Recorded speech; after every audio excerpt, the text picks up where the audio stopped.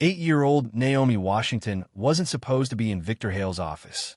The billionaire appeared to be sleeping in his leather chair, his safe mysteriously open with cash scattered across the Persian rug. Through barely opened eyes, Victor watched the child approach in her oversized yellow cleaning gloves, waiting for her to prove what 52 years of betrayal had taught him: that everyone, even children, could be bought. But Naomi did something that would haunt Victor for weeks to come, something that challenged everything he believed about human nature.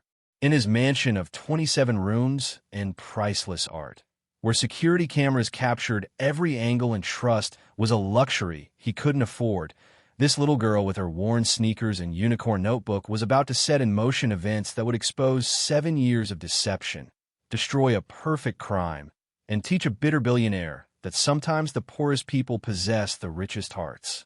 Just before we get back to it, I'd love to know where you're watching from today, and if you're enjoying these stories, make sure you're subscribed. The grandfather clock in Victor Hale's study struck 3 in the afternoon, its deep chime echoing through the marble halls of his sprawling estate. Victor sat behind his mahogany desk, fingers steepled, watching the security monitors with the intensity of a hawk surveying its territory. At 52, he had built an empire worth billions, but trust, that was a luxury he could never afford. "Sir, the new maid has arrived for her shift." His assistant's voice crackled through the intercom. Victor didn't respond immediately. His gray eyes tracked the figure on the screen. Angela Washington, 34 years old, single mother, impeccable references. Too impeccable, perhaps. In his experience, everyone had a price, everyone had a breaking point. It was just a matter of finding it. Angela moved through the entrance hall with practiced efficiency, her uniform crisp despite having already cleaned 3 other houses that morning. Behind her, a small figure followed. Her daughter, Naomi, 8 years old according to the background check Victor had personally overseen. The girl wore a faded purple backpack and kept her hands clasped in front of her, eyes wide as she took in the opulent surroundings. "Mommy, this place is bigger than our whole apartment building," Naomi whispered, though her voice carried in the vast space. "Hush now, baby. Remember what I told you. Stay quiet and don't touch anything. Mr. Hale is very particular about his things." Victor leaned back in his leather chair, a slight smirk playing at the corner of his mouth. Particular. That was one way to put it. His employees called him many things when they thought he wasn't listening: cold, calculating, paranoid. They weren't wrong, but they didn't understand that paranoia had kept him alive in the cutthroat world of international finance. It had protected him when his own brother tried to embezzle from the company. It had saved him when his former CFO attempted to drain millions from offshore accounts. The afternoon sun slanted through the floor-to-ceiling windows, casting long shadows across the Persian rug as Victor watched mother and daughter navigate his domain.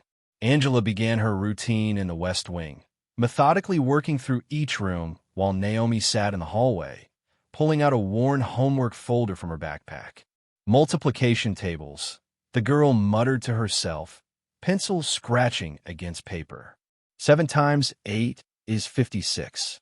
7 times 9 is... Victor found himself oddly drawn to the child's concentration. There was something about her focus, the way she chewed her bottom lip when struggling with a problem, that reminded him of someone, though he couldn't quite place who. As the days passed, a routine developed. Angela would arrive at 3:15 sharp, Naomi in tow. The girl would find a quiet corner to do her homework while her mother cleaned. Sometimes Victor would pass them in the hallway, and Naomi would offer a shy smile and a soft "Good afternoon, Mr. Hale." He never responded, maintaining his facade of cold indifference, but he noticed things. How Naomi always removed her shoes at the door without being asked. How she carefully picked up any pencil shavings that fell from her sharpener.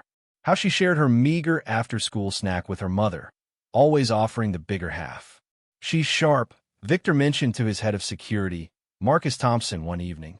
The child. She notices things. Marcus, a former Navy SEAL who'd been with Victor for 15 years, nodded.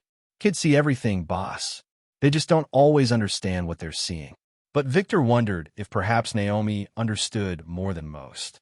There was a wisdom in her dark eyes that seemed beyond her years, a careful watchfulness that he recognized.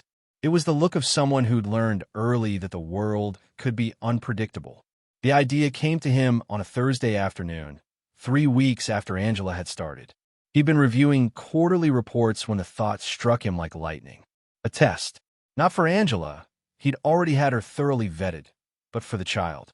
Children, after all, hadn't yet learned to hide their true nature behind masks of propriety. Victor made his preparations carefully. First, he adjusted the hidden cameras in his office, ensuring they captured every angle. The tiny devices, no bigger than pinheads, were state-of-the-art, invisible to the naked eye. Then he arranged a scene. His personal safe, usually locked with a 12-digit code and biometric scanner, stood slightly ajar. Inside, neat stacks of $100 bills were visible, along with several gold coins from his collection. A few bills were scattered on the floor nearby, as if they'd fallen during a hasty withdrawal. Finally, Victor settled into his high-backed chair, loosened his tie, and closed his eyes. To anyone watching, he would appear to be taking an afternoon nap, not unusual for a man who often worked 18-hour days. But through the slits of his barely open eyelids, he could see everything. The wait wasn't long. He heard Naomi's voice in the hallway, talking to her mother about a spelling test she'd aced. Angela's response was warm but distracted. She had work to do. Footsteps approached his office door, which he'd left purposefully cracked open. "Mom, Mr. Hale's door is open," Naomi said. "Don't go in there, baby. That's his private office." "But what if something's wrong? What if he needs help?" "Naomi, no." But curiosity, that most powerful force in any child's life, had already taken hold. Victor heard the soft pad of small feet crossing his threshold. Through his barely open eyes, he watched Naomi enter, her movement cautious as a deer entering a clearing. She wore bright yellow cleaning gloves, too big for her small hands, probably borrowed from her mother's supplies. The girl stopped when she saw him sleeping in his chair. For a moment, she stood perfectly still, seeming to debate whether to leave or check if he was okay. Then her gaze fell on the open safe. Victor's pulse quickened, though he kept his breathing deep and regular. This was the moment of truth. The money was right there, practically begging to be taken. Even if she only pocketed a single bill, who would know? He appeared to be asleep, and her mother was busy in another room. It would be so easy. Naomi approached the safe slowly, her oversized gloves making her hands look like yellow paws. She stared at the money with an expression Victor couldn't quite read. Was it longing? Calculation? Greed? She knelt down, and Victor tensed, ready to wake up and catch her in the act. But instead of reaching into the safe, Naomi picked up the bills that had fallen on the floor. One by one, she gathered them carefully, smoothing out any wrinkles with her gloved hands. Then, with deliberate precision, she placed them back inside the safe. Victor's practiced breathing nearly faltered. He watched, genuinely stunned, as the child tried to close the safe door. It was too heavy for her, and she struggled with it for several seconds before managing to push it mostly shut. She stood back, surveyed her work with a satisfied nod, and turned to leave. But then she paused. Turning back, she approached Victor's desk and picked up a glass paperweight that had rolled near the edge. She placed it safely in the center of the desk, away from where it might fall and break. As she did so, she noticed Victor's tie had twisted. With infinite gentleness, careful not to wake him, she straightened it. "Sleep good, Mr. Hale," she whispered. "Mom says everyone needs rest, even rich people." Then she was gone, her small footsteps fading down the hallway. Victor remained frozen in his chair for a full minute after she left, his mind reeling.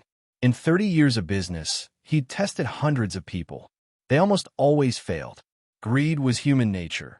He'd built his fortune understanding and exploiting that fundamental truth. But this child, this 8-year-old girl with her too big gloves and worn backpack, had just shattered his worldview with a simple act of honesty. He stood abruptly and moved to his computer, pulling up the camera footage. He watched it again, then again, looking for some angle he'd missed, some sleight of hand that would explain what he'd seen.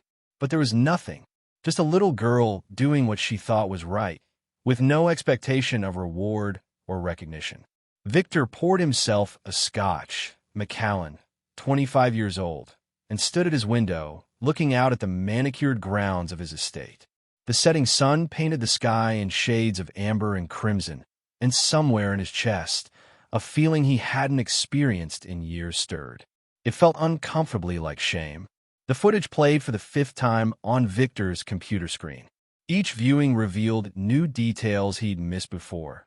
The way Naomi had hummed softly while organizing the scattered bills, how she'd used her sleeve to wipe a small smudge from the safe's door, the careful way she'd stepped around his expensive rug to avoid leaving footprints. The timestamp read 3:47 p.m., but Victor sat watching it well past midnight, nursing his 3rd scotch. His phone buzzed. Marcus was checking in, as he did every night before retiring to the security quarters. "All clear, boss. Anything you need before I turn in?" Victor hesitated. "Marcus, in your experience, what would a child do if they found money lying around with no one watching?" There was a pause on the other end. "Depends on the kid, I suppose. But most would probably pocket at least some of it. Human nature and all that." "Why do you ask?" "No reason." "Good night, Marcus." But there was a reason, and it gnawed at him like a splinter under his skin. Victor minimized the security footage and pulled up Angela's employment file again. Single mother, worked 3 jobs to make ends meet, no criminal record, excellent references from previous employers. Her financial records, which he'd obtained through less than legal means, showed she was barely keeping her head above water. Medical debt from her mother's cancer treatment, student loans from a nursing degree she'd never been able to finish, rent on a 2-bedroom apartment in a rough part of town. By all logic, Angela should be desperate enough to steal. And if not her, certainly her child should have shown some temptation. Yet neither had taken the bait. The next morning arrived gray and drizzly, matching Victor's unsettled mood. He worked from home, claiming he needed to review contracts, but in truth, he was waiting. At 3:15 sharp, Angela arrived with Naomi. Through his security system, he watched them enter, shaking rain from their shared umbrella. "Mom, my shoes are all wet," Naomi said, pulling off her worn sneakers. "We'll put them by the heating vent to dry. Come on, baby. Let's get you set up with your homework."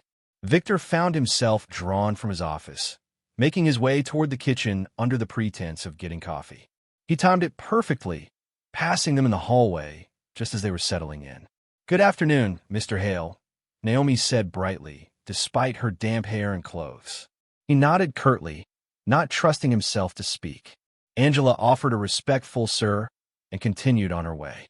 But Victor lingered in the kitchen, ear attuned to their conversation in the next room.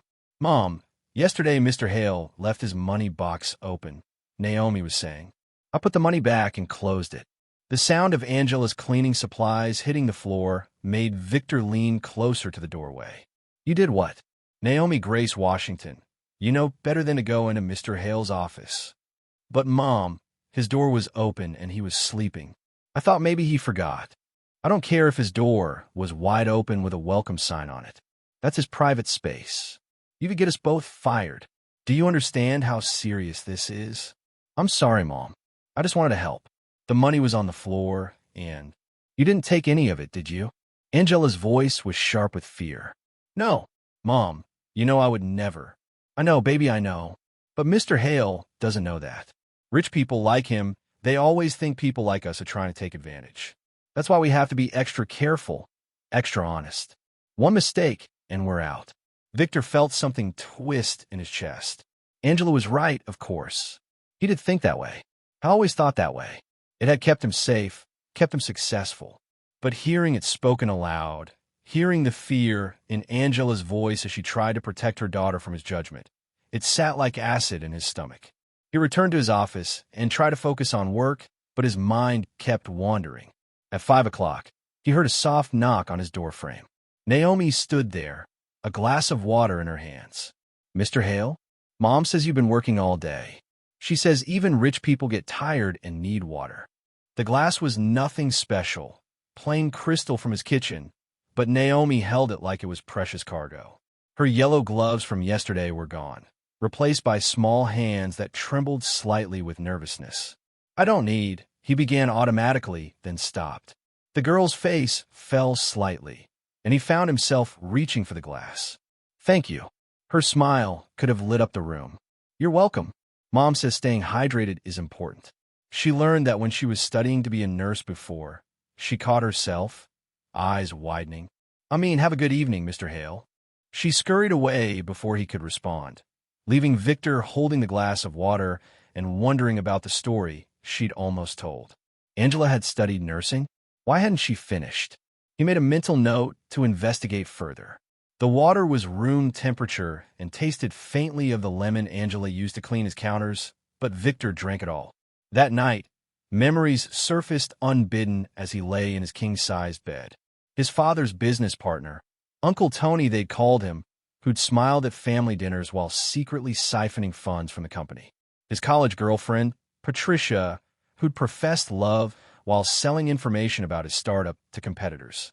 His own brother, Michael, who tried to have him declared mentally incompetent to gain control of his assets. Each betrayal had built another wall around Victor's heart, another layer of protection against a world that seemed determined to take everything from him. Trust, he'd learned, was a luxury only fools could afford. But then why did Naomi's simple act of honesty shake him so deeply? The next morning, Victor made a decision. One test wasn't enough. Children could be coached, after all. Perhaps Angela had instructed her daughter to act honestly if she ever encountered an opportunity to steal. He needed more data. This time, he scattered jewelry across his desk.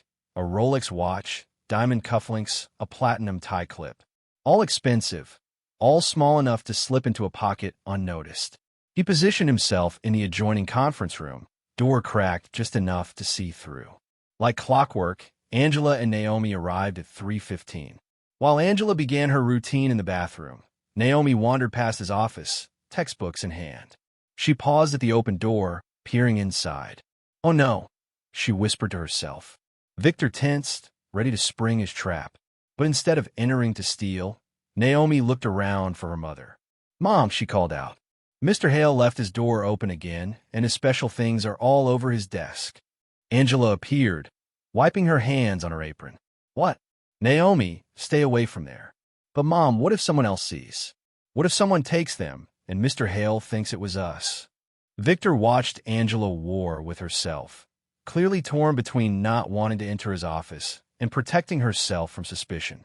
Finally, she made a decision. "Okay, we'll tell Marcus about it. He'll know what to do." But Naomi was already pulling on her yellow gloves. "I'll just organize them nice and neat. That way they'll be safe until Mr. Hale comes back." Before Angela could stop her, Naomi had entered the office. With the same meticulous care she'd shown with the money, she gathered the jewelry pieces.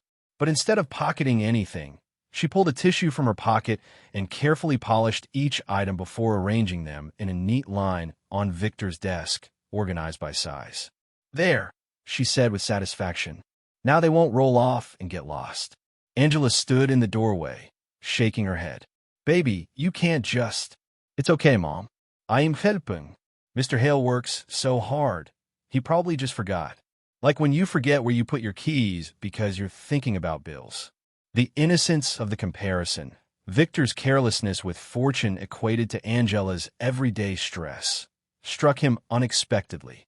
Through the crack in the door, he watched Angela hug her daughter tightly. "You have a good heart, baby. Just be careful with it, okay?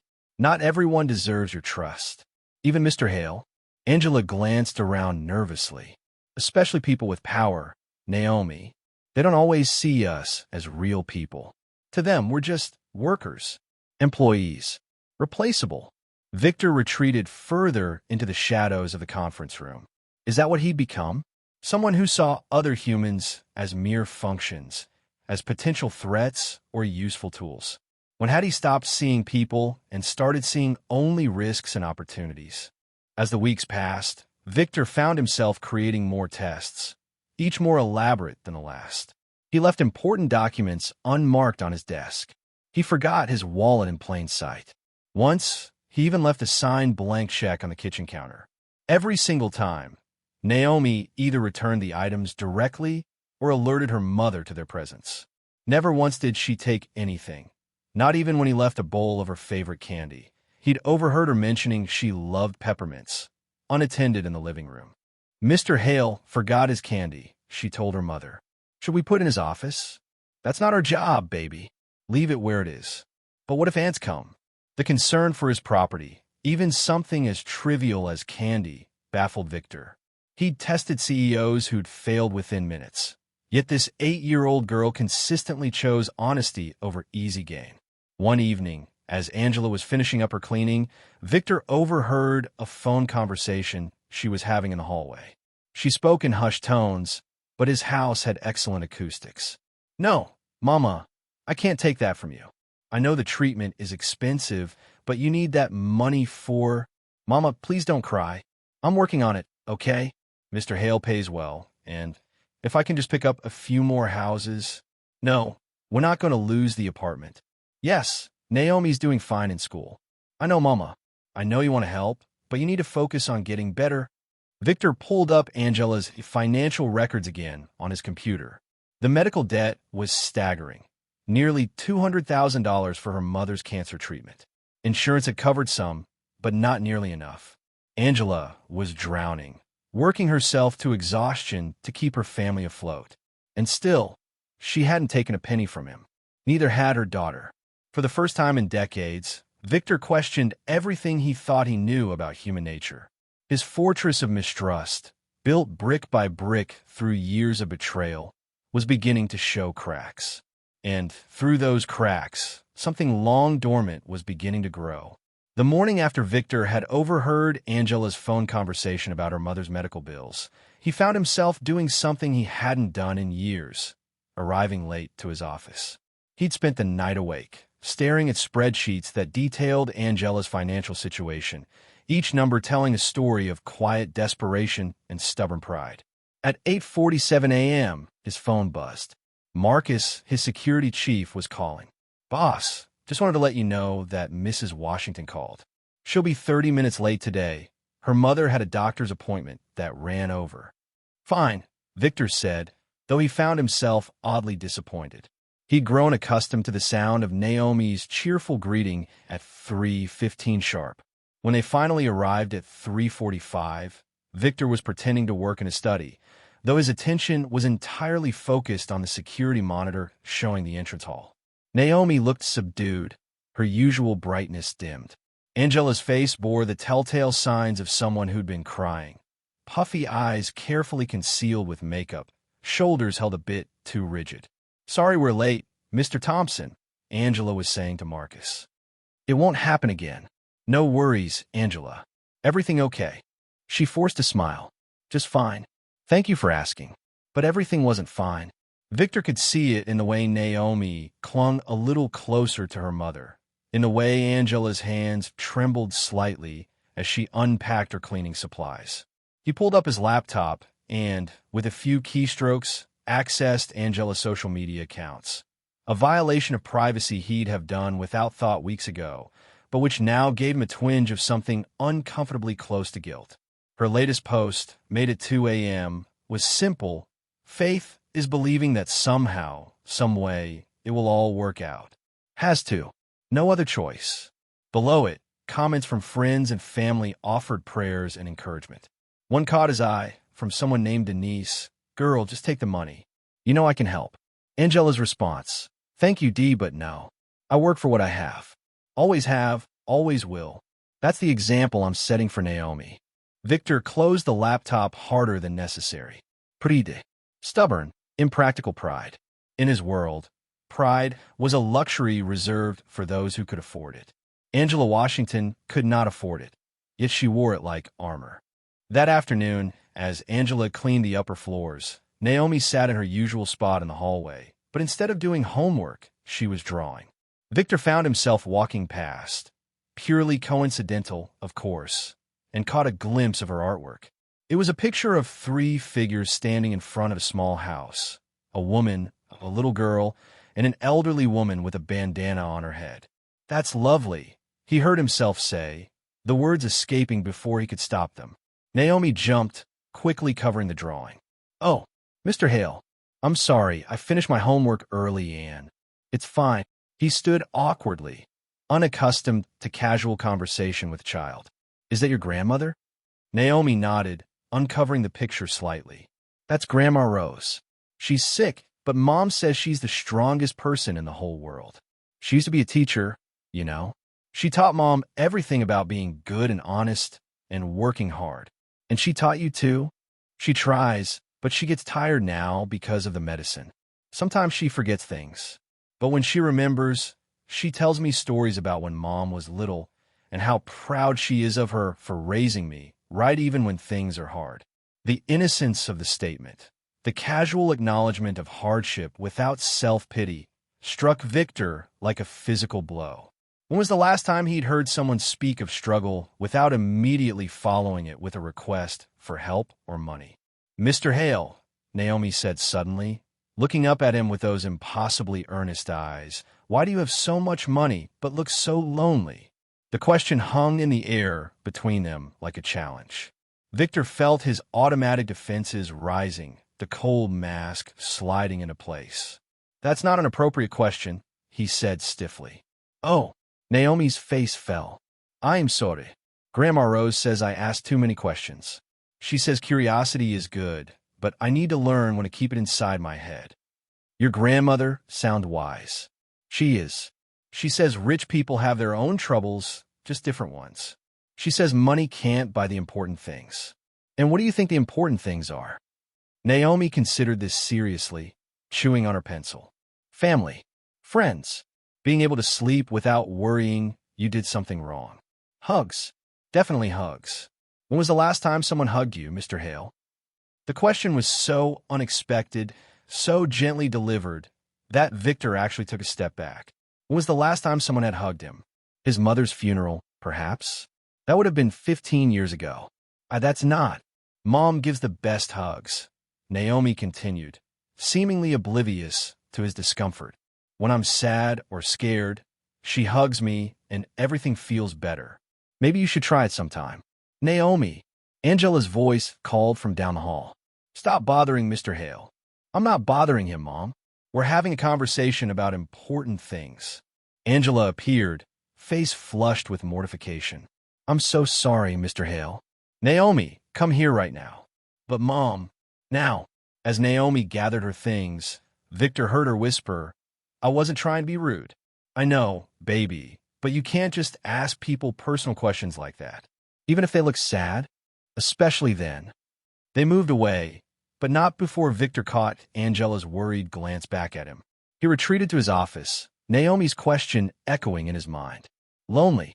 The child had seen through his billions, his security systems, his carefully maintained distance, and identified the one thing he'd never admitted to himself. He was lonely. That evening, unable to concentrate on work, Victor did something he hadn't done in years. He walked through his mansion, really looking at it. 27 rooms, most of which he never entered. Priceless art on the walls that he never stopped to appreciate. A dining room table that seated 20 but had hosted no one but himself for the past decade. Every space was immaculate, thanks to Angela and the other staff, but it was all as cold and lifeless as a museum. In the kitchen, he found Angela putting away her supplies. She froze when she saw him. I'm almost finished, Mr. Hale. I'll be out of your way in just... Your daughter asks a lot of questions. Angela's face went pale. I'm so sorry about earlier. I've talked to her about boundaries. It won't happen again. She asked why I look lonely. The words hung between them. Angela seemed to be calculating whether honesty or deflection was safer. Children see things adults learn to ignore, she finally said. And what do you see? Angela met his gaze steadily. A man who's built walls so high he's forgotten what's on the other side. The boldness of the statement should have angered him. 2 months ago, it would have resulted in immediate termination. But now, Victor found himself oddly grateful for the honesty. Your mother, he said, changing the subject. The treatment isn't working? Angela's professional mask slipped for just a moment, revealing raw fear underneath. The doctors say she needs a different protocol. More aggressive. More expensive. How much more expensive? More than I'll make in the next 5 years, even with 3 jobs. She straightened her shoulders. But I'll figure it out. I always do. through pride and stubbornness. A small smile flickered across her face. It's worked so far. Has it? The question came out harsher than he intended. Angela's smile disappeared.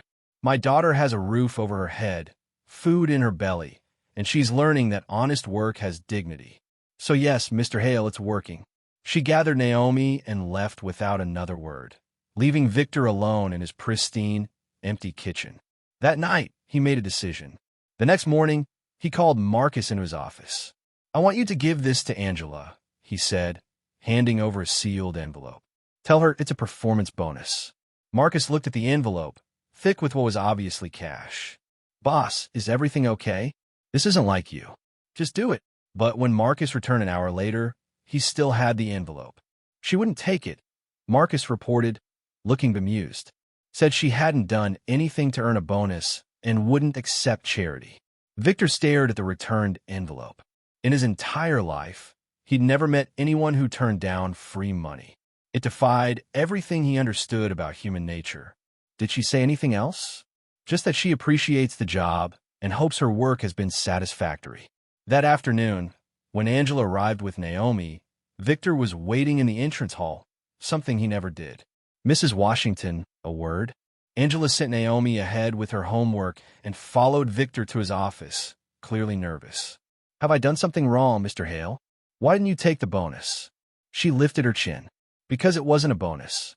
It was pity, and I don't accept pity. Your mother needs treatment. That's my responsibility, not yours. Your pride is going to cost your mother her life. The words were cruel, calculated to wound. It was how Victor had always operated. Find the weakness, exploit it. But the moment they left his mouth, he saw their impact. Angela's face crumpled for just a second before she rebuilt her composure. My pride, she said quietly, is all I have to leave my daughter. The knowledge that her mother earned every penny, that we never took what wasn't ours, that we stood on our own feet even when the ground was shaking. That's worth more than any amount of money. She turned to leave, then paused at the door. You asked what I see when I look at you, Mr. Hale. I see a man who's confused integrity with stupidity, kindness with weakness. I feel sorry for you. All that money, and you still can't buy what my daughter gives me freely every day, trust, love, and the ability to sleep peacefully knowing we've done right. She left, closing the door softly behind her. Victor sat in his office for a long time after that, staring at the envelope of cash on his desk. Through his security monitor, he could see Naomi in the hallway, working on her homework, occasionally looking up to wave at staff members passing by. Each person who passed smiled at her, stopped to chat for a moment. The gardener brought her a flower from the greenhouse. The cook snuck her a cookie. This 8-year-old child, with her worn backpack and 2 big yellow gloves, had something he with all his billions couldn't purchase: genuine human connection. The following Monday arrived with unseasonable warmth for late autumn, and Victor noticed the change in household dynamics immediately. Gregory Hartman, his butler of 7 years, was behaving differently. Where once he'd been invisibly efficient, now he lingered in doorways, his gaze following Angela as she worked. Gregory was everything a proper butler should be: tall, distinguished, with silver hair and impeccable manners. He'd come with outstanding references from a senator's household and had never given Victor reason for complaint. But now, watching him through the security monitors, Victor noticed the tightness around Gregory's mouth when Angela laughed at something Naomi said, the way his hands clenched when Victor acknowledged Angela's presence. Marcus, Victor called his security chief. What do you make of Gregory? Marcus considered the question carefully. He's competent, maybe a bit territorial about his position as senior staff. What? Just observing. But Victor was doing more than observing. He was remembering the conversation he'd had with Gregory the previous week, when he'd mentioned giving Angela a bonus. Sir, if I may, Gregory had said in his cultured voice, one must be careful about showing favoritism to new staff. It can create discord in the household hierarchy. I wasn't aware we had a hierarchy beyond employer and employed. Of course, sir, but there are those of us who've served you loyally for years, and then there are recent additions. One wouldn't want the newer staff to get ideas above their station. The words had seemed reasonable at the time, but now Victor heard them differently. There was something underneath Gregory's polished exterior, something that was beginning to show through like tarnish on silver. That afternoon, Victor overheard Gregory speaking to Mrs. Patterson, the cook. "Mark my words, that woman is playing a long game," Gregory was saying, using her child to soften him up. "I've seen it before." "Oh, Gregory, she seems nice enough. And that little girl is an angel." "That's exactly what she wants you to think. But I've been here 7 years. I know Mr. Hale. He doesn't just start caring about the staff out of nowhere. She's manipulating him." Victor felt his jaw clench. The irony wasn't lost on him. Gregory was accusing Angela of exactly what Victor himself had suspected. But now, having tested Angela and Naomi repeatedly, he knew better. The question was, why was Gregory so threatened? The answer came during a review of the household accounts. Victor, who had admittedly been paying less attention to domestic expenses lately, noticed some discrepancies. Small ones, a few $100s here and there, listed as miscellaneous household expenses with Gregory's signature. Nothing that would normally catch attention in a budget of hundreds of thousands, but still. He was contemplating this when Naomi's voice drifted through his open office door. "Mr. Gregory, why are you in Mr. Hale's office?" Victor looked up at his security monitor. Gregory was indeed in his office, the private one on the 3rd floor that Victor rarely used. The butler was standing near the desk, hand frozen on a drawer handle. "I'm checking that everything is in order, child. Run along." "But Mom says we're not supposed to go in Mr. Hale's private spaces without permission." "I have standing permission. Now go." Through the monitor, Victor watched Naomi reluctantly leave, but not before taking one last suspicious look at Gregory. The butler waited until her footsteps faded, then continued opening drawers, clearly searching for something. Victor stood, intending to confront Gregory directly, but his phone rang, an important call from Tokyo he couldn't ignore.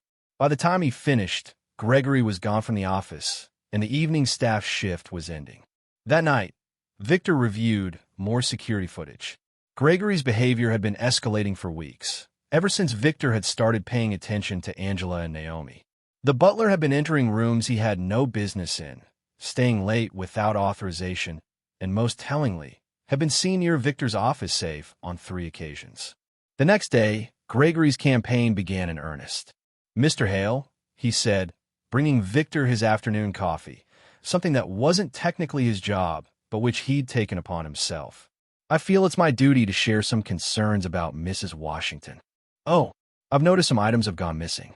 Small things, a silver letter opener, some cash from the petty cash box. I wouldn't want to accuse anyone, but you're accusing Angela.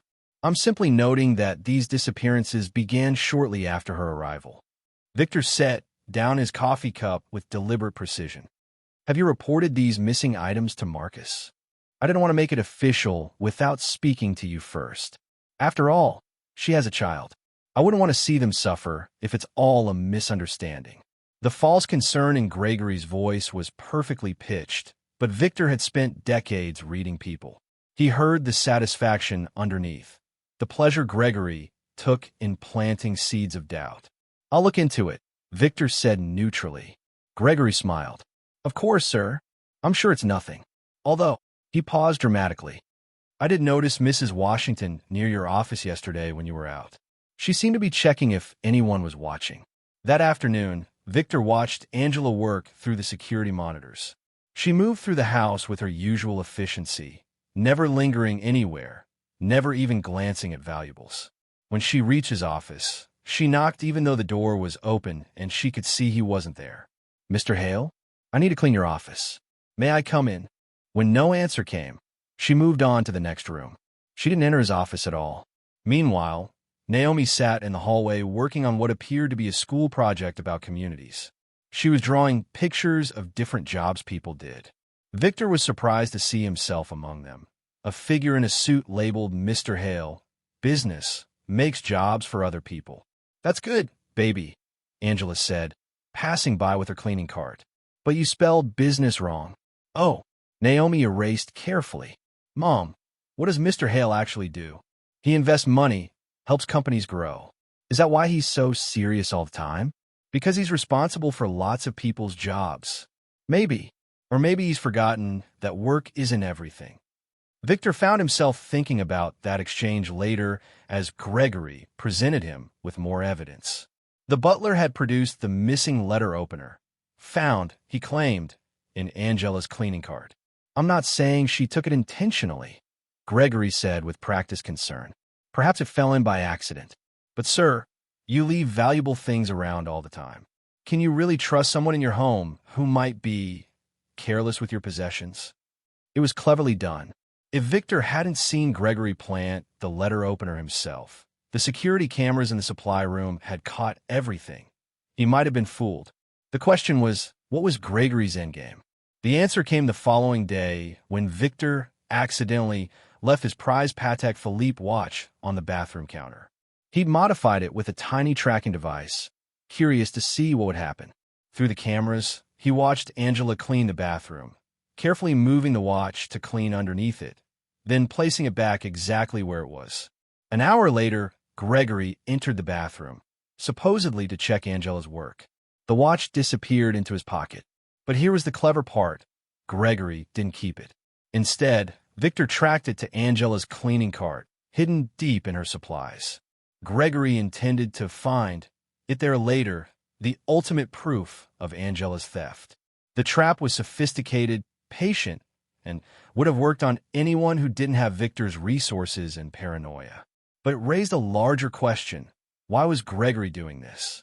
Victor got his answer when he dug deeper into Gregory's financial records. The butler had been living beyond his means for years, supplementing his income through small thefts he'd attributed to other staff members who'd been dismissed. But with Victor's new attention to the household, Gregory must have felt the walls closing in. Angela was the perfect scapegoat, new, vulnerable, and with financial pressures that made her an unbelievable thief. That evening, as the staff was preparing to leave, Gregory made his move. Mr. Hale, I'm terribly sorry to bother you, but I've made a disturbing discovery. He led Victor to the supply room, where Angela was putting away her cart. With theatrical concern, Gregory began searching the cart on a hunch. The watch appeared in his hand like a magic trick. I can't believe it, Gregory said, shaking his head sadly. Mrs. Washington, how could you? Angela's face went white, then red. I would never. It's my watch, Victor said quietly. Both Angela and Gregory turned to him. The question is, how did it get there? Sir, I think that's obvious, Gregory began. Is it? At that moment, Naomi appeared in the doorway, her small face fierce with indignation. Mr. Hale, Mr. Gregory is lying. I saw him go into the bathroom after Mom cleaned it. And yesterday I saw him in your office when you weren't there, and last week. Naomi, Angela tried to quiet her daughter, but the girl wouldn't be stopped. No, Mom, he's trying to get us in trouble, and it's not fair. We don't steal. We never steal. Tell him, Mr. Hale. You know we don't steal. The room fell silent. Gregory's face had gone from concerned to calculating, realizing his plan might be unraveling. Angela stood frozen, arms around Naomi protectively. And Victor found himself at a crossroads. The old Victor would have fired them both, Angela and Gregory, rather than deal with the mess. Better to clear house than risk being wrong. But looking at Naomi's tear-stained face, at the desperate hope in her eyes that he would believe them, something inside him shifted.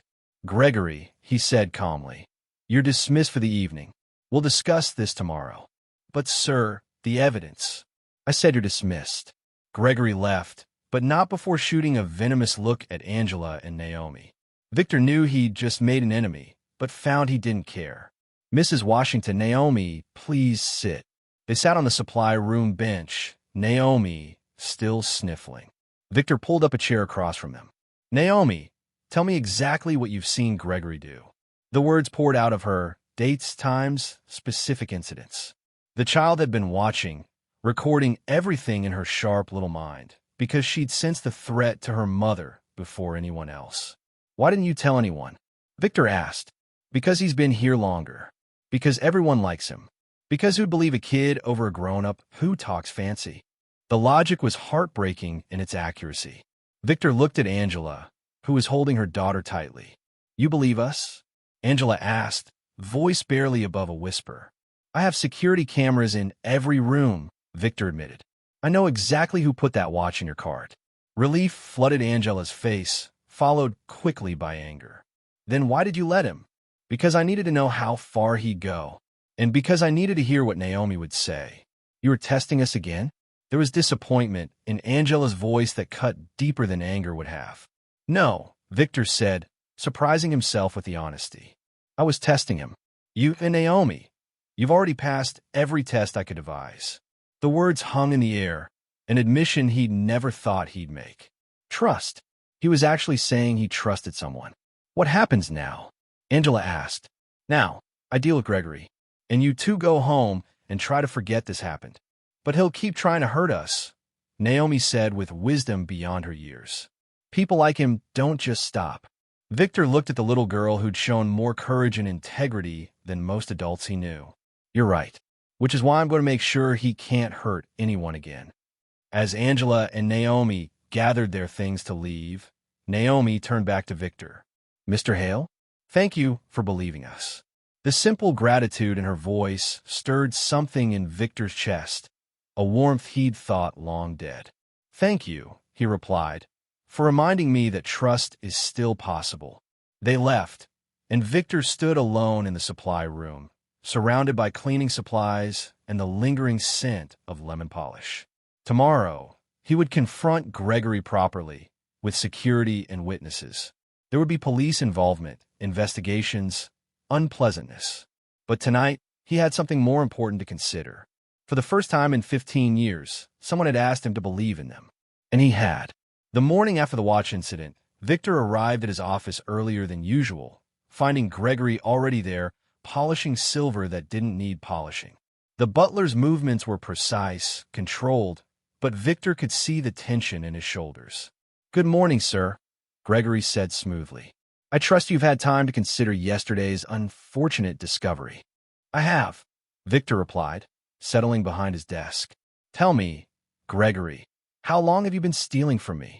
The polishing cloth stilled for just a moment before resuming its circular motion. I'm not sure I understand what you're implying, sir. The missing letter opener, the petty cash discrepancies, the senator's gold cufflinks that vanished last year, the ones you suggested the previous maid had taken. Gregory set down the silver candlestick with deliberate care. Mr. Hale, I've served you faithfully for 7 years. This woman has been here barely 2 months, and suddenly you doubt me? I don't doubt you, Gregory. I know exactly what you've done. The only question is whether you leave quietly or whether I involve the police. For the first time in 7 years, Victor saw real emotion crack through Gregory's polished facade. Fear, quickly replaced by calculation. You have no proof, Gregory said carefully. I have cameras in every room. Not in the private staff areas. Not in the supply rooms. Actually, Victor did have cameras there, but Gregory's confidence was telling. The butler thought he'd been clever enough. Mrs. Washington isn't going anywhere, Victor said firmly. Consider yourself on notice. Gregory's jaw tightened. Of course, sir. Will there be anything else? Yes. Stay away from Angela and her daughter. Gregory bowed slightly and left, but Victor caught his expression in the hallway mirror. Pure venom. This wasn't over. That afternoon, Angela arrived looking exhausted. Her usual 3:15 punctuality wavered to 3:20. And Victor noticed she was moving slower than usual. Mom worked a double shift at her other job, Naomi explained to Marcus as they entered. The restaurant was short-staffed. Victor watched through the monitors as Angela began her routine. Her hands shook slightly as she worked, and twice she had to stop to lean against the wall. Mrs. Washington, Victor called from his office doorway. A moment, Angela approached warily. After yesterday's events, trust was still fragile between them. You look unwell, he observed. I'm fine, Mr. Hale. Just tired. When did you last eat? The question seemed to surprise her. This morning. It's past 4 in the afternoon. I'll eat when I get home.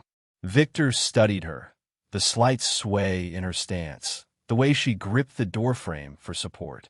Naomi, he called, please ask Mrs. Patterson to prepare a sandwich for your mother. Mr. Hale, that's not necessary, Angela began. It is if you're going to feign in my house and create liability issues. It was easier to frame kindness as self-interest. Angela seemed to understand this, offering a small smile. Thank you. While Angela ate in the kitchen, supervised by a delighted Mrs. Patterson, who kept adding more food to her plate, Naomi approached Victor's office. Mr. Hale, can I tell you something? He looked up from his computer. What is it? I heard Mr. Gregory on the phone this morning. He was talking to someone about Mom. He said he was going to handle the situation. Victor's attention sharpened. When was this? Around 10. I was here because it was a teacher work day. Mom brought me early and told me to stay in the library, but I wanted to get my colored pencils from the supply room. What else did he say? Naomi chewed her lip, thinking. He said something about making sure the evidence was. I think the word was undeniable. And he mentioned something about your safe. Victor's blood chilled. His main safe contained not just money but sensitive business documents, bearer bonds, and items that could cause serious damage in the wrong hands. Thank you for telling me, Naomi. Are we in trouble? No, but I need you to do something for me. Stay close to your mother today. Don't wander off alone. The girl nodded solemnly, understanding the seriousness in his tone. That evening, after Angela and Naomi had left, Victor called Marcus to his office. I want you to review all security footage of Gregory for the past month. Every frame. Looking for anything specific? Proof of theft. And Marcus? Check if he has any unusual purchases or deposits. While Marcus worked, Victor did his own investigation. Gregory's employment record was spotless on the surface, but digging deeper revealed a pattern. Every household he'd worked for had experienced thefts, always blamed on other staff. The senator Gregory had served before coming to Victor had mentioned in a private correspondence that several valuable items had gone missing, though Gregory had never been suspected. The house felt different that night. Victor walked the halls, hyper-aware of every shadow, every creak. Gregory lived in the staff quarters on the property, and knowing he was there, planning something, set Victor's nerves on edge. At 2 a.m., the motion sensors in Victor's office triggered. Victor watched the security feed from his bedroom. Gregory moved through the office with purpose, heading straight for the hidden safe behind the bookshelf, the one supposedly only Victor knew about. But Gregory had clearly been watching, learning. The butler produced a device, some kind of electronic scanner, and began working on the safe's digital lock. Where had he gotten such equipment? This was more sophisticated than simple theft.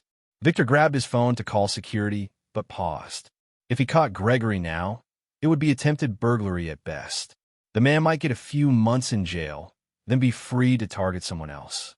No, Victor needed to be smarter. He sent a quick message to Marcus. Don't intervene. Just record everything. The next morning, Gregory was back to his perfect butler routine, serving breakfast as if he hadn't spent the night trying to crack Victor's safe. Victor played along, even as his mind raced with plans. Gregory, I'll be out of town for 2 days, Victor announced, the lie coming easily. A sudden business trip to Boston. Of course, sir. I'll ensure everything runs smoothly in your absence. I'm sure you will. Victor made a show of leaving, complete with luggage and a car to the airport. But he never got on the plane. Instead, he checked into a hotel nearby and watched his house through the security app on his phone. Gregory waited exactly 3 hours after Victor's departure before making his move. But this time, he wasn't alone. 2 men Victor didn't recognize entered through the service entrance, professionals by the look of them. One carried specialized safe-cracking equipment. They headed straight for Victor's office. Within minutes, they had the safe open.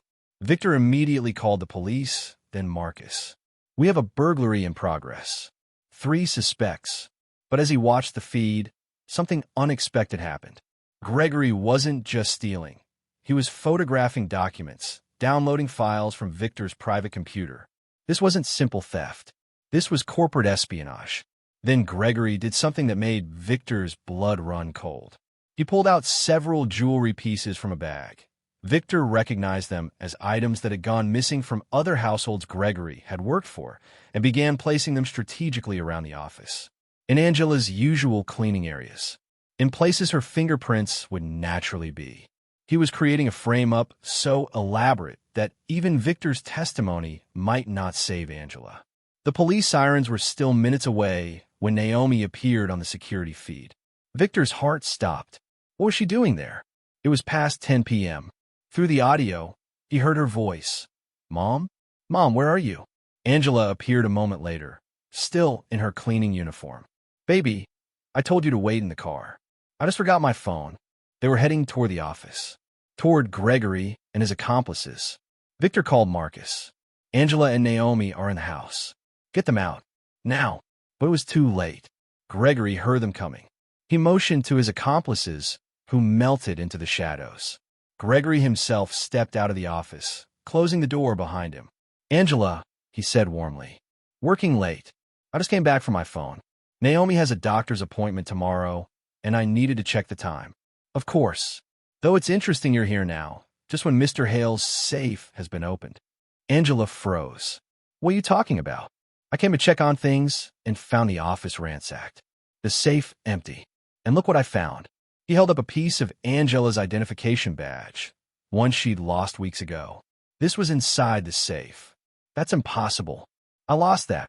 "A likely story. I'm calling the police." "Please, Gregory, you know I wouldn't." "Doi, you've been suspicious from the start. Always around Mr. Hale's office. Your daughter constantly snooping." Naomi stepped forward, her small face fierce. "You're lying. You're the one who steals. I saw you." Gregory's mask finally slipped completely. "Shut up, you little brat. Don't talk to my daughter that way," Angela said, stepping protectively in front of Naomi. "Or what? You'll steal from me too?" The sound of sirens grew closer. Gregory smiled coldly. "The police will sort this out, though I doubt they'll believe a desperate woman with massive debts over a trusted butler with 7 years of impeccable service." But Gregory had made a crucial mistake. He didn't know Victor was watching. He didn't know Marcus was already in the house. And he definitely didn't know that his 2 accomplices had just been arrested trying to flee through the garden. Marcus appeared behind Angela and Naomi like a protective shadow. "Mrs. Washington, please take Naomi to the kitchen. The police will want to speak with you, but you're not in any trouble." "How do you know?" "Because Mr. Hale has been watching everything." Gregory's face went white. "He's in Boston." "No." Victor's voice came through the intercom system. "I'm not." The police arrived in a flood of lights and sirens, transforming Victor's usually serene estate into a crime scene. Gregory tried to run, but was caught before he reached the staff quarters. His accomplices, already in custody, were being loaded into separate police cars. Victor arrived 20 minutes later, his supposed business trip cut short. He found Angela and Naomi in the kitchen with Mrs. Patterson, who was plying them with hot chocolate and cookies despite the late hour. "Mr. Hale," Angela stood when he entered.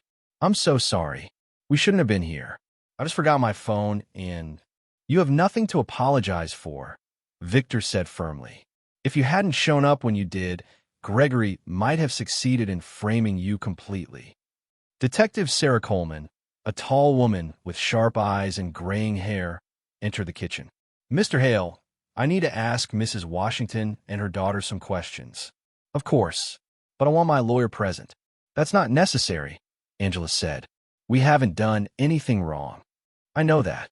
But Gregory has been planning this for a while. He's cunning. You need protection." Within an hour, James Brennan, Victor's personal attorney, arrived.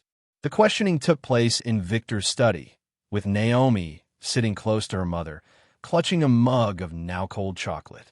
"Tell me about your relationship with Gregory Hartman." Detective Coleman began. Angela straightened. "We don't have a relationship. He's senior staff. I'm new. He's been cold toward me since I started." "Why do you think that is?" "I think he saw me as a threat," Angela said carefully. "Mr. Hale has been kind to us, and Gregory seemed to resent that." "Kind how?" Victor interjected. "I offered Mrs. Washington a performance bonus. Gregory seemed to think it showed favoritism." "Did you accept the bonus?" the detective asked Angela. "No, I don't accept money I haven't earned." Detective Coleman made a note. "Your daughter mentioned seeing Gregory in restricted areas?" Naomi sat up straighter. "Yes, ma'am. I keep a notebook." Everyone turned to look at the 8-year-old. She pulled out a small spiral pad from her backpack, covered in unicorn stickers. Grandma Rose says if something seems wrong, write it down. That way you don't forget. She opened the notebook, revealing pages of careful handwriting. October 3rd, for 15 p.m., Mr. Gregory in Mr. Hale's upstairs office. October 7th, 2:30 p.m., Mr. Gregory taking something from the silver cabinet. October 12th. How long have you been keeping this record? Detective Coleman asked, clearly impressed. Since the second week Mom started working here. Mr. Gregory looked at us mean, and Grandma Rose says to watch out for people who look at you mean. Victor found himself amazed by the child's diligence. Each entry was dated, timed, and included specific details. It was better documentation than some of his employees provided. Can we make a copy of this? Detective Coleman asked. Naomi looked at her mother, who nodded. Yes, but I need it back. It has other important stuff, too. Like when the library has free reading hour and when Mr. Hale actually smiled. That only happened twice. Despite the seriousness of the situation, Victor felt his lips twitch. The detective continued her questioning for another hour. Through it all, Naomi remained composed, answering clearly and honestly. When asked why she hadn't told anyone sooner about Gregory's behavior, her answer was heartbreaking in its maturity. Because he's white and talks fancy and has been here longer. Mom and I are new and black and poor. Who would believe us? The silence that followed was deafening. Detective Coleman cleared her throat. Well, we believe you now. After the police left with promises to be in touch, Victor found himself alone with Angela and Naomi in his study. The adrenaline was wearing off, leaving everyone exhausted. It's past midnight, he said. You should go home. Mom's car won't start, Naomi said. That's why we were so late leaving. She was trying to fix it. I'll call you a taxi. We can take the bus, Angela said quickly. The night route runs until 1. Absolutely not. Marcus will drive you. Mr. Hale, you've done enough. Mrs. Washington. Victor's voice was firm. A man I trusted just tried to destroy your life to cover his own crimes. The least I can do is ensure you get home safely. Angela's shoulders sagged in defeat or relief. Victor couldn't tell which. While they waited for Marcus, Naomi approached Victor's desk, where the contents of his safe were spread out for the police to catalog. Is all this yours? She asked, eyes wide at the gold coins and stacks of bonds. Yes. Why do you keep so much? Grandma Rose says you can't take it with you when you die. Naomi, Angela admonished. But Victor found himself considering the question seriously. Security, I suppose. Making sure I'm never vulnerable. But you are vulnerable, Naomi said simply. Mr. Gregory worked here for 7 years and was stealing the whole time. All that money didn't protect you from him. The child's logic was unassailable.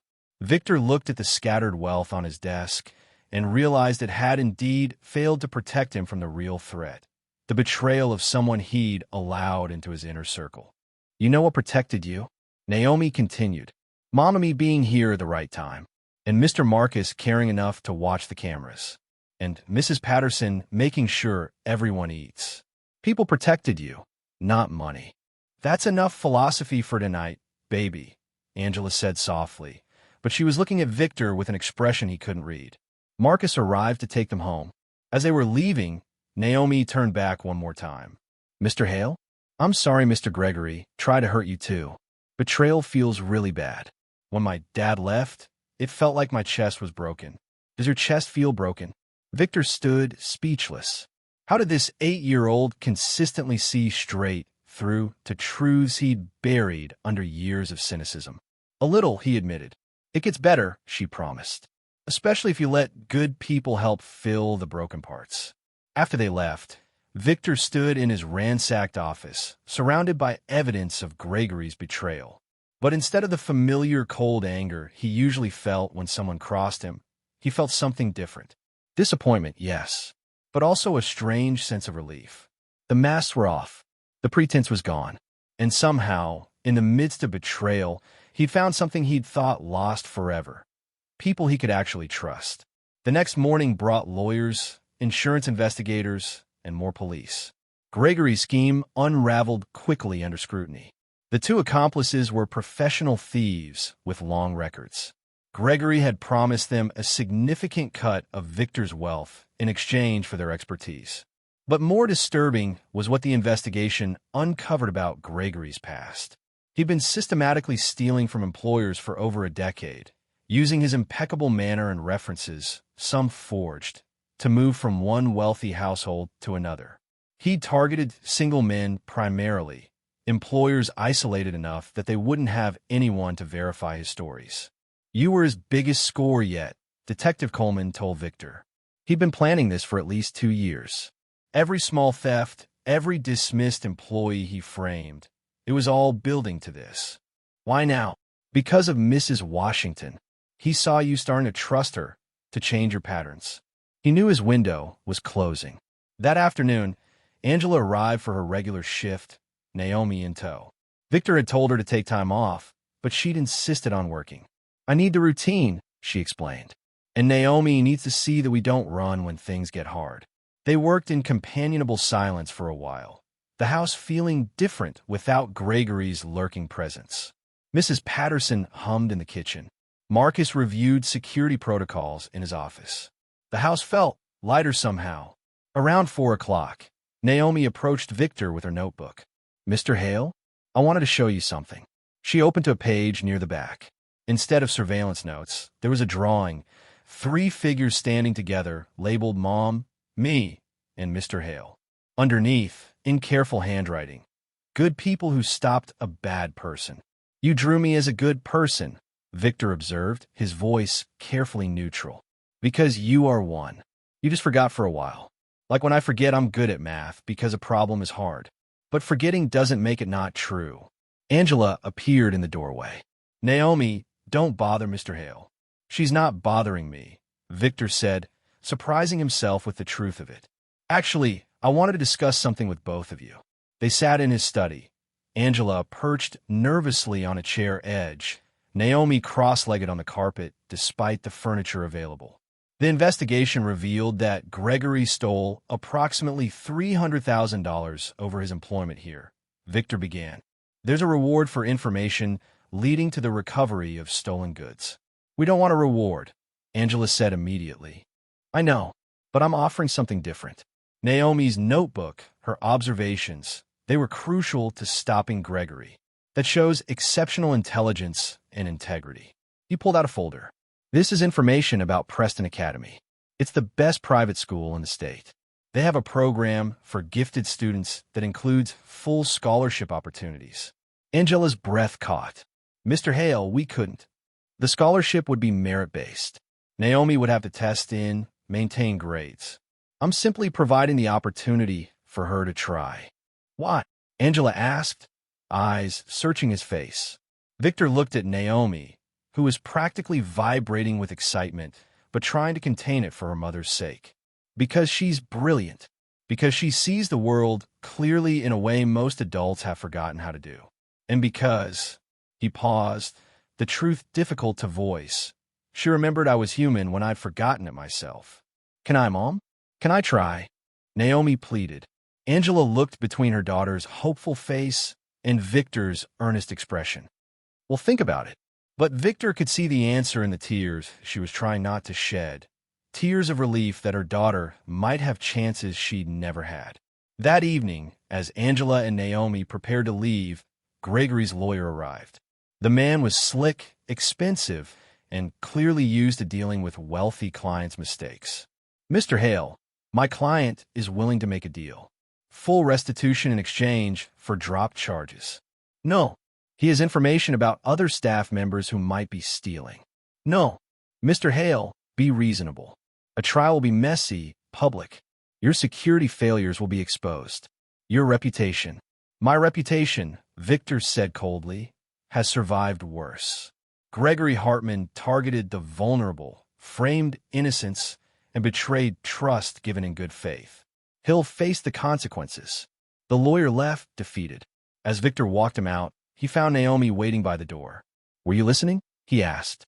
"Maybe a little," she admitted. "Are you really going to make Mr. Gregory face consequences?"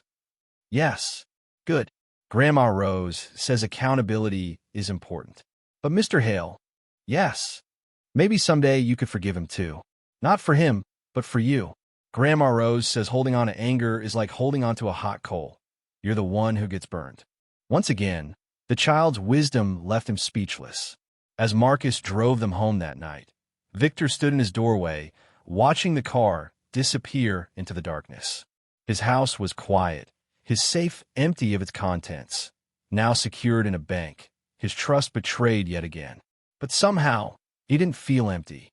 Instead, he felt something he hadn't experienced in years: hope. Hope that trust, though fragile and dangerous, was still possible.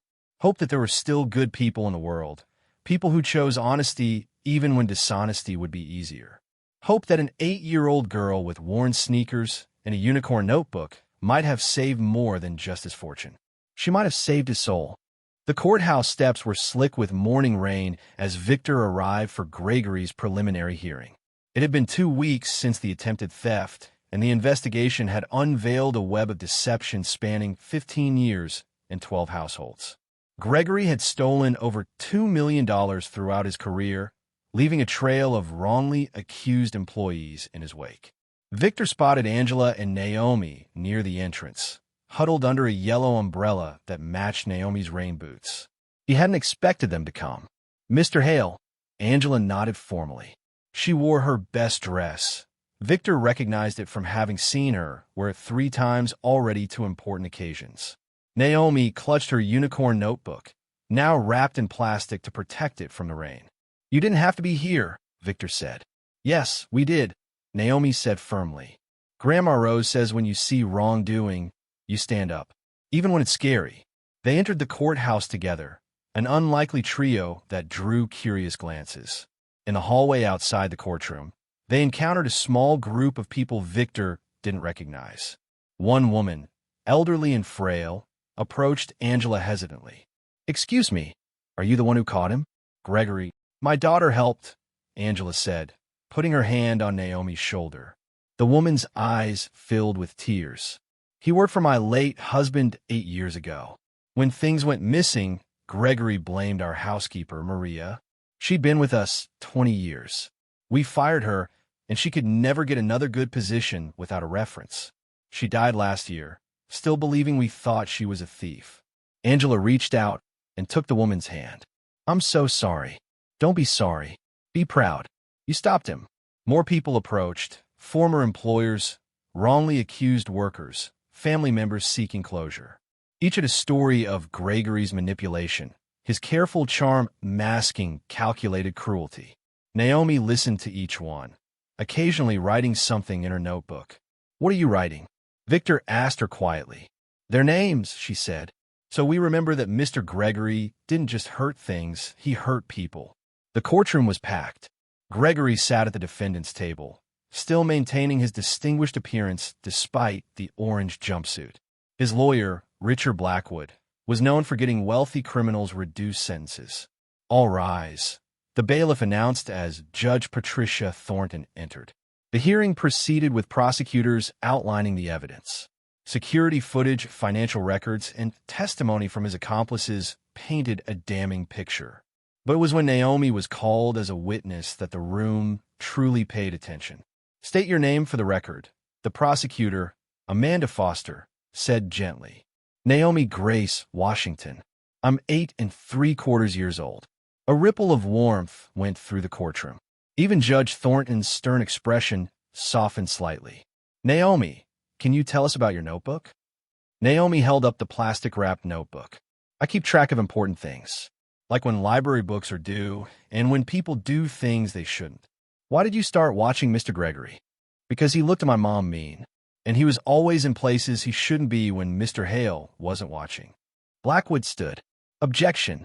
The witness is a child who could easily misinterpret."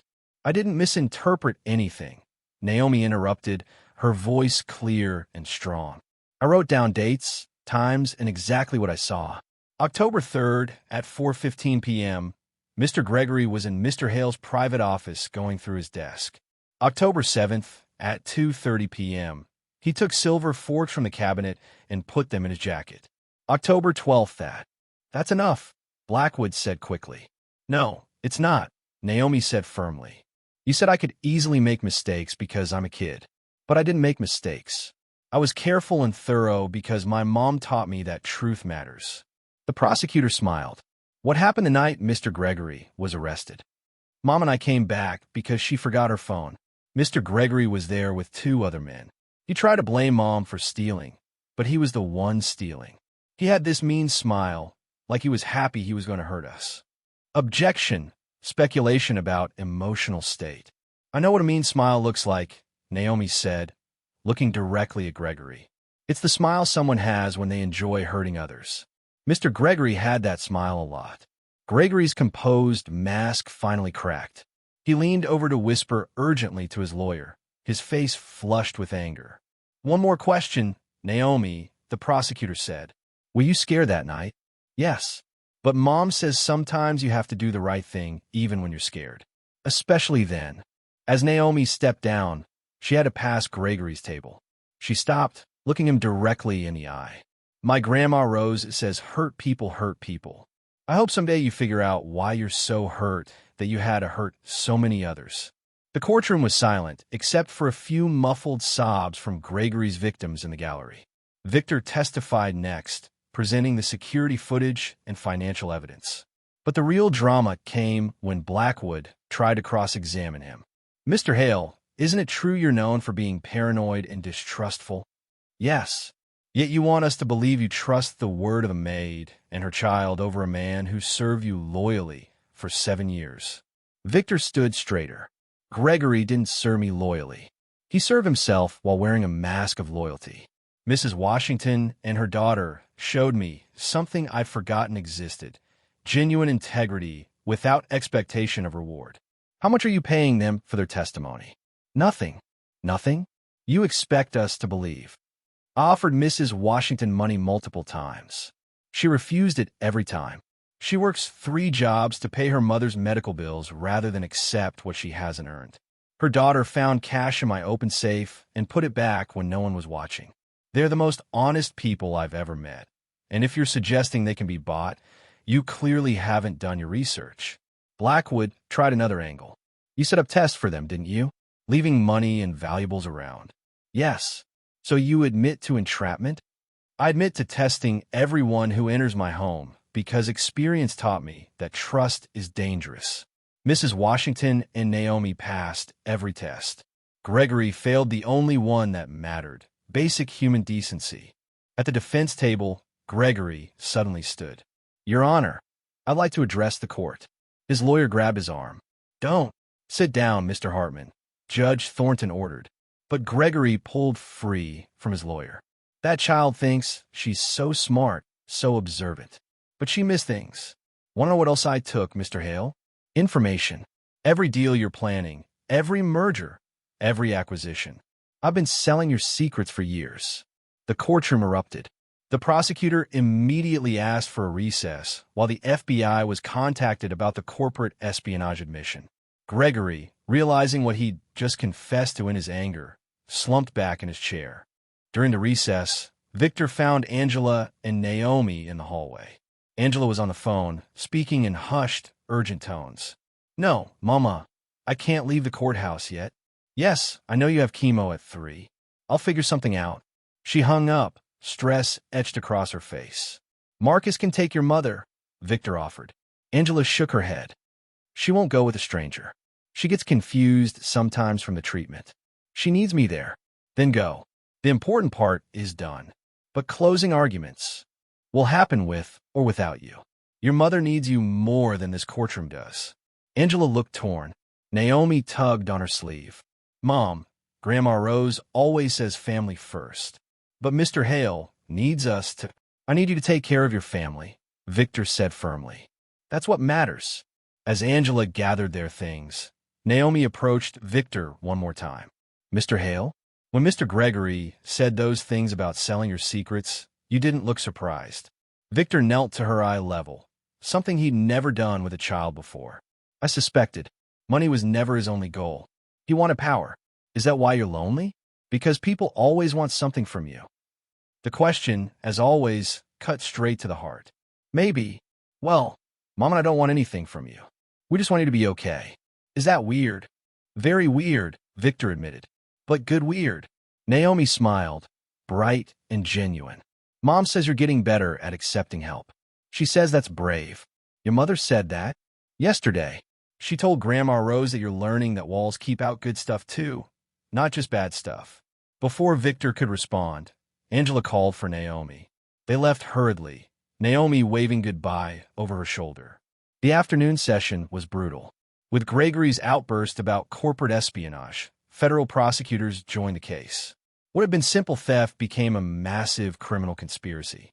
Gregory's accomplices, seeking deals, revealed more names, more victims, more stolen secrets sold to competitors. Judge Thornton looked increasingly grim as the scope of Gregory's crimes expanded. Mr. Hartman, do you have anything to say before I rule on bail? Gregory stood, his composure finally shattered completely. You want to know the truth? Yes, I stole. Yes, I sold secrets. But men like Victor Hale have more money than God, while people like me serve them hand and foot for scraps. I took what I deserved. You took what you wanted, Judge Thornton corrected. And you destroyed innocent lives to do it. You didn't just steal from Mr. Hale. You framed numerous innocent employees over the years. Maria Gonzalez died, believing her employers of 20 years thought her a thief. James Morrison lost his nursing license because you planted drugs in his locker. Sarah Chin's family disowned her because you made it look like she stole from the elderly woman she cared for. You are not a victim, Mr. Hartman. You are a predator who used your position of trust as a weapon.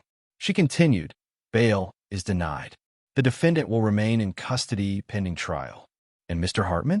I've been on this bench for 20 years. I've seen all manner of criminals come through here. But someone who systematically destroys the lives of innocent, hardworking people while hiding behind a veneer of respectability? You might be the worst kind. As court adjourned, Victor stood to leave, but found his path blocked by the elderly woman from that morning, Maria's former employer. Mr. Hale, I wanted to thank you, and to apologize. We should have investigated more thoroughly. We should have trusted Maria. We all made the mistake of trusting the wrong person, Victor said. No, you made the mistake of not trusting anyone. There's a difference. She patted his arm gently. That little girl and her mother. Hold on to them. People like that are rare. Outside the courthouse, the rain had stopped, leaving the air clean and sharp. Victor stood on the steps, watching the city move around him. His phone buzzed with messages, lawyers, board members, journalists wanting statements. He ignored them all. Instead, he called Marcus. I need you to find something for me. The best oncologist in the country. Money is no object. For whom, sir? Rose Washington, Angela's mother. I'll get right on it. 3 months later, the morning sun streamed through the windows of Victor's study as he reviewed the final trial transcripts. Gregory Hartman had been sentenced to 25 years in federal prison, with no possibility of parole for 15. The corporate espionage charges had added decades to what might have been a simple theft sentence. But more importantly, the investigation had cleared the names of 37 wrongly accused employees spanning Gregory's entire career. Restitution had been ordered, though Gregory's hidden assets would barely cover a fraction of the damage he'd caused. Mr. Hale, Angela's voice came from the doorway. Sorry to interrupt, but Naomi's here for her interview. Victor looked up confused. Interview? For Preston Academy. Today's her entrance exam and interview. You forgot, didn't you? He had forgotten. In the whirlwind of trials and testimony, depositions and investigations, he'd lost track of time. Naomi appeared beside her mother, wearing her best dress, the one Angela had bought specifically for this occasion with money she'd saved for 3 months.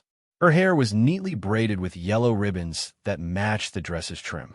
She clutched her unicorn notebook, now worn at the edges from constant use.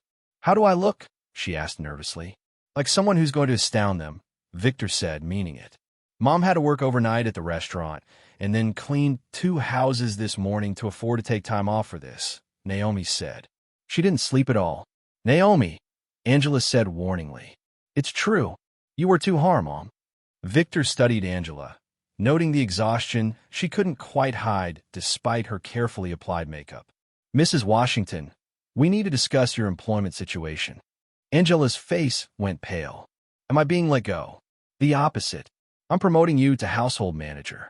The position comes with a significant salary increase, health insurance for your entire family, and regular hours that will allow you to be home when Naomi gets back from school. Angela sank into a chair. Mr. Hale, I don't have experience managing. You've been effectively managing this household for months. You know every staff member's schedule, their strengths and weaknesses. Mrs. Patterson already defers to you on household matters. Marcus says you've reorganized the supply system to be 3 times more efficient. You're already doing the job. I'm just making it official. The salary you mentioned, it's too much. It's industry standard for the position. But, Mom, Naomi interrupted. Remember what Grandma Rose says? When blessings come, don't push them away with both hands. Angela's eyes filled with tears. I thank you. Don't thank me. You earned it. Victor turned to Naomi. As for you, young lady, are you ready for your interview? I think so. I studied all the sample questions. Did you know Preston Academy was founded in 1887 by a woman named Margaret Preston who believed education should be about character as much as knowledge? I didn't know that. She also said that the measure of a school isn't its richest graduate, but its most ethical one. Naomi paused. I like her. She would have liked you too, Victor said. Now, let Marcus drive you both to the interview. I have something to take care of. After they left, Victor made a phone call he'd been planning for weeks. Dr. Nathaniel Cross? This is Victor Hale. I understand you're the best oncologist in the country for Rose Washington's type of cancer. Yes, I know there's a waiting list. I'm prepared to fund an entire new wing of your research center. Yes, today. 2 hours later, when Angela and Naomi returned from Preston Academy, they found Victor in conference with Dr. Cross and his team. Mom, Naomi burst out. I think I did good. They asked me about my notebook and why I keep it, and I told them about observing and documenting truth, and they said that showed remarkable initiative for a child my age. She noticed the strangers then, falling quiet. Mrs. Washington, Victor said, this is Dr. Cross. He's here about your mother. Angela's expression shifted from joy to wariness. Mr. Hale, I told you. You told me you don't accept charity. This isn't charity. This is an investment in a family that saved my company from corporate espionage. The information Gregory stole and sold could have cost me hundreds of millions if we hadn't caught him when we did. Dr. Cross has reviewed your mother's records. With the new treatment protocol he's developed, her prognosis is excellent. Dr. Cross nodded. Mrs. Washington, your mother is an ideal candidate for our new immunotherapy program. The success rate for patients at her stage is over 80%. Angela's legs gave out. She collapsed into a chair, sobbing. Naomi ran to her, wrapping small arms around her mother's shoulders. It's okay, Mom. It's good crying, right? Happy tears. Angela nodded, unable to speak. The treatment starts Monday, Dr. Cross said gently. All expenses are covered, including transportation and a private room.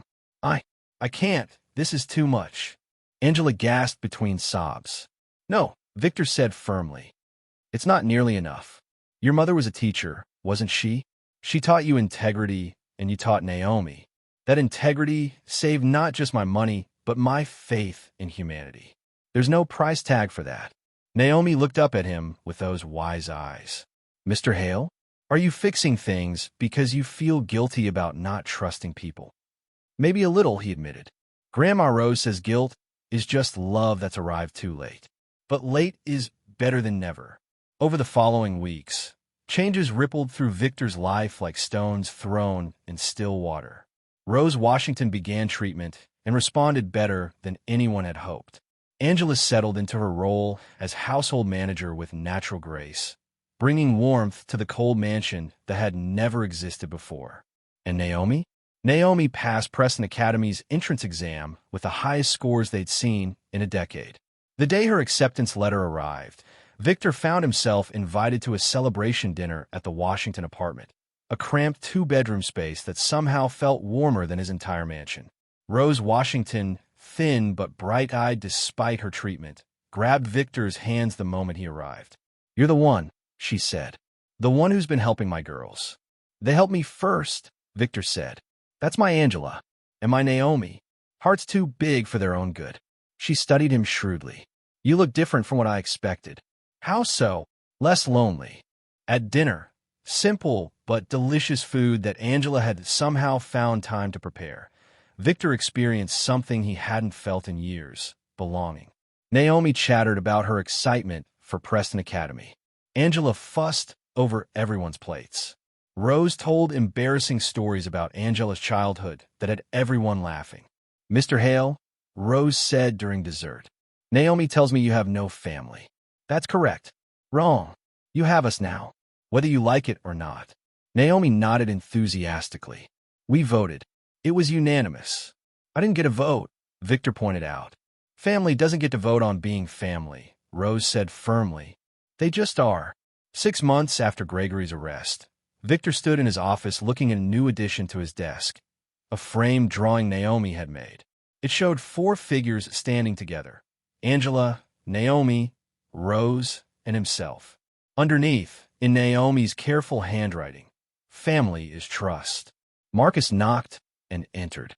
Sir, Mrs. Washington is here with the weekly household report. Angela came in, professional but warm, a balance she perfected. Everything's running smoothly. Mrs. Patterson wants to know if you'll be joining us for Sunday dinner. Us. The staff meal. Naomi insists you're missing out on Mrs. Patterson's roast chicken. I don't usually. I know. But Naomi says usually is just another word for stuck. Victor found himself smiling, something that happened frequently now. Tell her I'll be there. As Angela turned to leave, she paused. Mr. Hale, I never properly thank you for believing us about Gregory, for standing by us during the trial, for everything since. You don't need to thank me. Yes, I do. You gave us more than money or opportunities. You gave us dignity. You treated us as equals, as people worth believing in. That means everything. After she left, Victor walked to his window, looking out at the grounds. The garden, once meticulously maintained but sterile, now had a corner dedicated to wildflowers. Naomi's suggestion. She said perfection was boring, that a little chaos made things beautiful. She was right. His phone buzzed. A text from Naomi, sent from Preston Academy. Got an A+ on my essay about trust. Wrote about you and Mom and how good people find each other even when they're not looking. Teacher says I have remarkable insight for someone so young. I told her I learned from the best, Grandma Rose, Mom, and you. See you at dinner Sunday. P.S. Mrs. Patterson is making extra dessert because she knows you have a secret sweet tooth. Victor saved the message, adding it to a folder labeled Family that grew larger every day. That evening, as the sun set over his estate, Victor did something he hadn't done in 15 years. He called his estranged sister, Elizabeth. Lizzie? It's Victor. Yes, I know it's been too long. I wanted to apologize. No, listen. I built walls so high I forgot there were good people on the other side. Someone reminded me that trust isn't weakness. Someone's actually. I'd like to try again, if you're willing. The conversation was awkward, stilted, but it was a beginning. Elizabeth agreed to visit next month, to meet the people who'd changed her brother. As he hung up, Victor realized the safe in his office, once his most prized possession, had been empty for months. He'd moved everything to a bank, but more than that, he'd stopped needing it as a symbol of security. Real security, he'd learned, came from something else entirely. The next Sunday, Victor sat at the staff dining table, listening to Naomi regale everyone with stories from Preston Academy. She was thriving there, her intelligence finally properly challenged. But more than that, she was happy, still the same honest, observant, kind child who'd walk into his life with yellow cleaning gloves and changed everything. Mr. Hale, she said suddenly, remember when I asked why you had so much money but looked so lonely? I remember.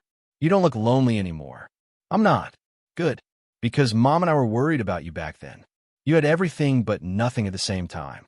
Now you have less everything but more something. Does that make sense?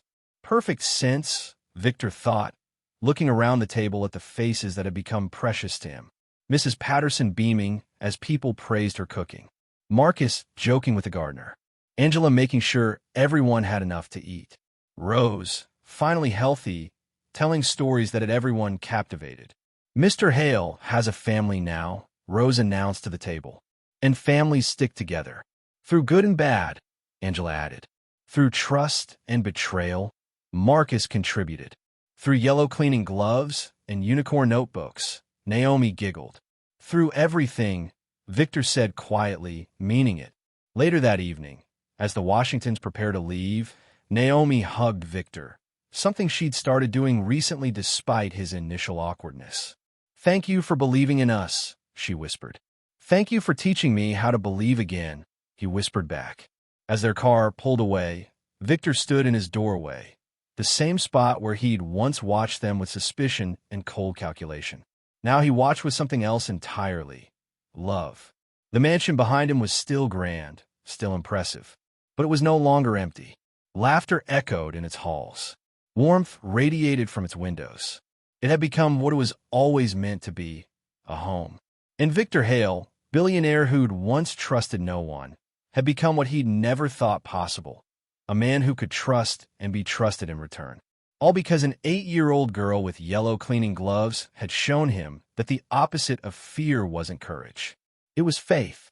Faith in the goodness that exists in people, waiting to be recognized, waiting to be believed in, waiting to transform everyone it touches. The story ended where it began, with a test. But this time, it was Victor who had been tested. And thanks to Angela and Naomi Washington, he had finally passed. What walls have you built around your own heart? And who might be waiting on the other side with the key to tear them down? If this story touched your soul, hit that like button and subscribe for more powerful tales that remind us what truly matters in life.